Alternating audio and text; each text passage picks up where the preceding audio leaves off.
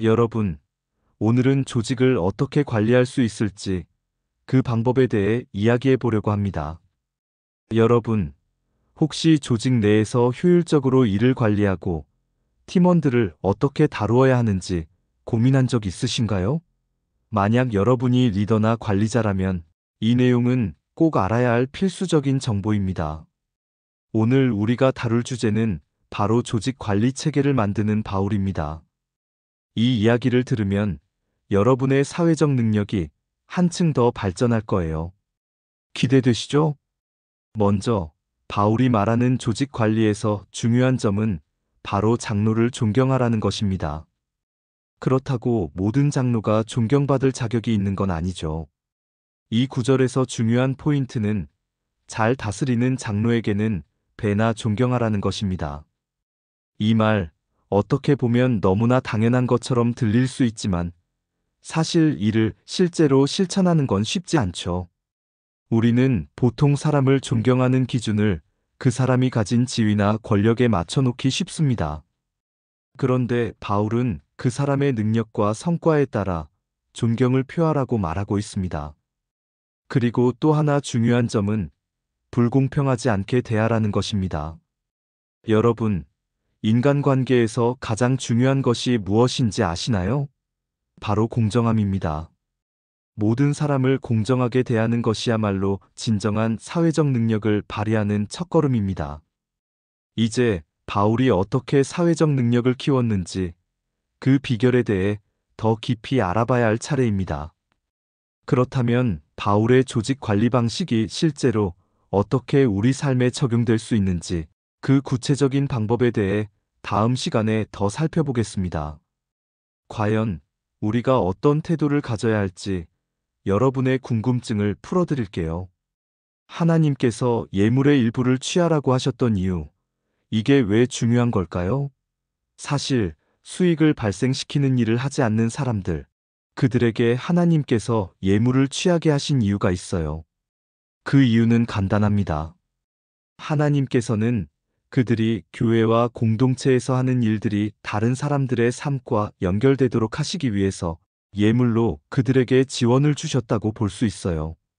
예를 들어, 장로에 대해서는 특별히 재산에 대한 언급은 없었습니다. 대신 그들에게 존경하라는 말이 나옵니다. 이건 어떻게 해석할 수 있을까요? 이는 아마도 제사장처럼 매일 제사를 지내지 않지만 그들의 생활 중 일부를 교회 봉사에 활용했다는 의미일 가능성이 큽니다. 즉, 교회 봉사를 하면서도 사회에서 일을 했을 거라는 생각이죠. 고린도전서 9장 13절과 14절을 보면 사역에 대해 보상을 받을 수 있다는 말이 언급되긴 하지만 그 보상은 율법처럼 구체적이고 체계적인 방식으로 규정되어 있지는 않았어요. 그래서 아마도 공동체 내에서 자유롭게 지원이 이루어졌을 것으로 추측할 수 있습니다. 이러한 방식은 결국 교회 내에서 신앙을 실천하면서도 사회적 활동을 병행하는 사람들을 어떻게 대해야 하는지에 대한 중요한 시사점을 주죠. 그럼 이 이야기에서 우리가 배울 점은 무엇일까요? 제사장과 장로, 둘 다 신앙적으로 중요한 위치에 있는 사람들인데 차이가 있다는 거 알고 계셨나요? 제사장들은 하나님의 직접적인 명령으로 선택된 사람들이었어요. 그리고 그들이 행하는 의식조차도 하나님이 직접 명령하신 것들이었죠. 그러다 보니 당시 백성들은 제사장을 당연하게 존경했을 거예요. 이유는 단순합니다. 하나님의 명령에 따라 움직이는 사람들이었기 때문이죠. 그런데 장로는 조금 다릅니다. 물론 장로도 하나님의 섭리 안에서 안수를 받습니다. 하지만 제사장처럼 하나님의 직접적인 선택이 아니라는 점에서 차이가 있어요. 인간적인 과정이 개입될 여지가 있는 거죠.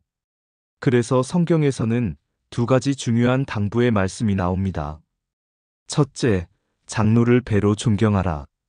그리고 둘째, 아무에게나 경솔히 안수하지 말라.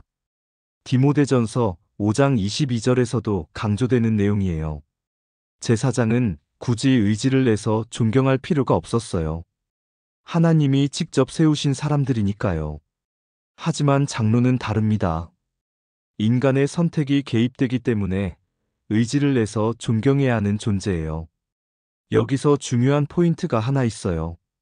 인간의 자의적인 영향이 작용한다는 건 동시에 잘못된 선택이 이루어질 수도 있다는 의미입니다. 그럼 장로를 세우는 과정에서 우리가 가장 조심해야 할 부분은 무엇일까요? 이 부분 좀 더 깊이 들어가 보겠습니다. 놀랍지 않나요?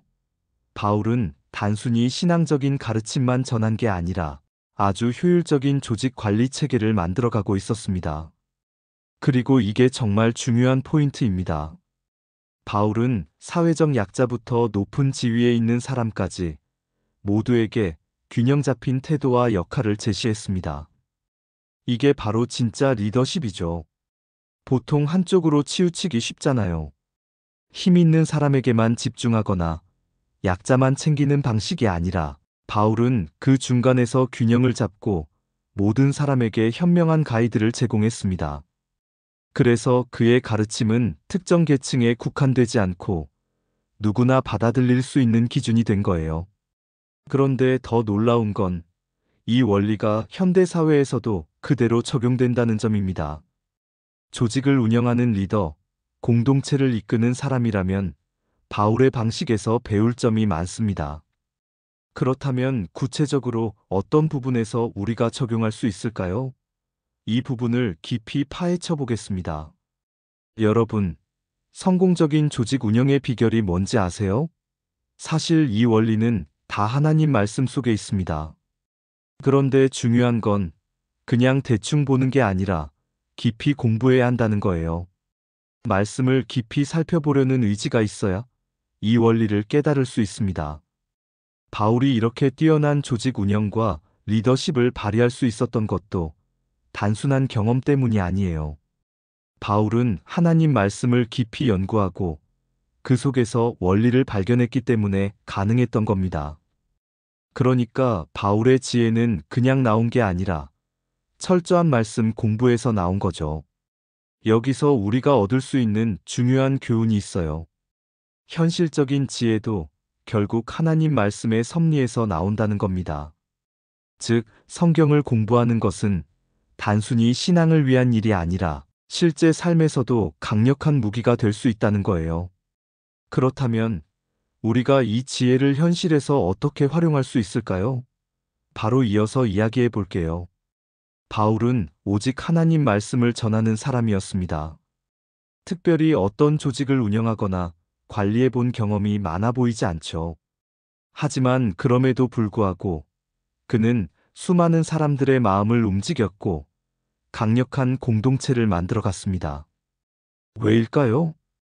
인간은 사회적 동물입니다. 우리는 누구나 다양한 공동체와 조직 속에서 살아갑니다. 그래서 사회성은 굉장히 중요한 능력인데요. 이 사회성은 단순히 말을 잘하거나 친화력이 좋다고 해서 만들어지는 게 아닙니다. 다양한 인성과 감성, 그리고 무엇보다 깊이 있는 지혜가 필요합니다. 그리고 그 지혜는 어디에서 올까요? 바로 하나님 말씀에서부터 시작됩니다. 하나님의 말씀을 깊이 살펴보고 이해하며 깨닫는 것, 그것이 결국 우리의 삶 속에서 인간관계를 새롭게 하고 더 나아가 공동체를 건강하게 만드는 원동력이 됩니다. 세상의 기준으로 보면 리더십은 경험과 기술에서 나오지만 하나님께서는 다르게 보십니다. 하나님을 깊이 알아가면 자연스럽게 우리도 변화되고 그 변화가 사람들과의 관계에도 영향을 미칩니다. 오늘 말씀을 정리하면서 기도로 마무리하겠습니다. 초월적인 지혜로 우리를 이끄시는 하나님을 찬양합니다. 오늘도 저를 돌아보게 하시고 제 안에 있는 연약함을 깨닫게 해주셔서 감사합니다.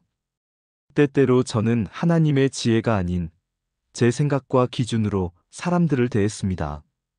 나의 감정과 입장에서만 바라보며 상대방을 이해하지 못했던 부족함을 고백합니다. 이런 저를 불쌍히 여기사 하나님의 시선으로 세상을 바라볼 수 있도록 도와주시옵소서.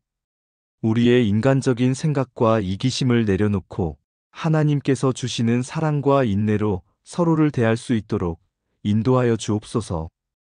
우리가 하나님 말씀을 통해 서로를 바라보고 대하는 것이 결국 우리 자신에게도 큰 축복임을 알게 하소서. 오늘도 우리의 기도를 들어주시는 하나님께 감사드리며 예수님의 이름으로 기도드립니다. 아멘. 오늘 이야기 그냥 듣고 지나가지 않으셨으면 좋겠습니다. 우리가 속한 공동체에서 어떤 태도로 살아갈 것인지 진지하게 고민해 봐야 할 때입니다. 다음 영상에서는 더 깊이 있는 이야기 나눠볼 테니까요. 놓치지 않도록 구독과 알람, 설정, 좋아요까지 꼭 눌러주세요. 다음 영상에서 뵙겠습니다.